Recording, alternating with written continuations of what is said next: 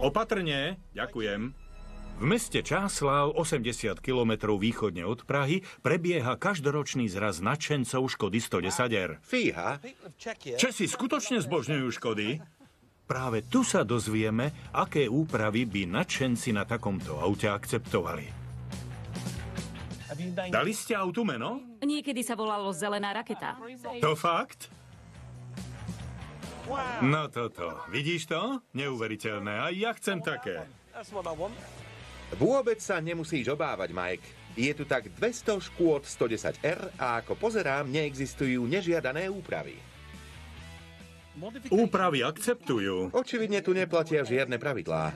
Nikto nemá žiadne výhrady. Má iba toto auto, alebo aj iné? Takže to je vaše? Áno. Ešte aj tamto? Idem využiť príležitosť. Nechce kúpiť aj ďalšie? Jedno budeme mať na predaj.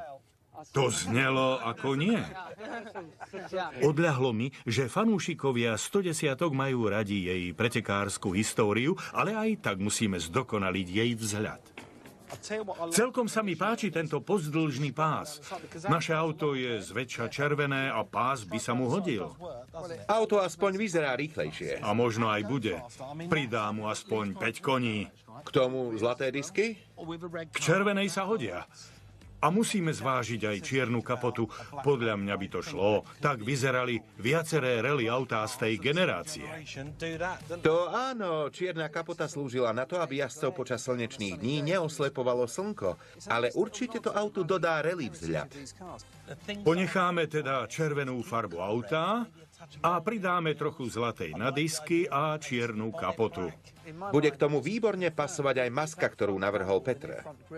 Videl som podobne vyzerajúce autá a sú fakt nádherné. Súhlasím. Takže už vieme, akým smerom sa pri dizajne vybrať. Máme dosť práce. To teda. Na čo sme sem chodili? Späť do práce.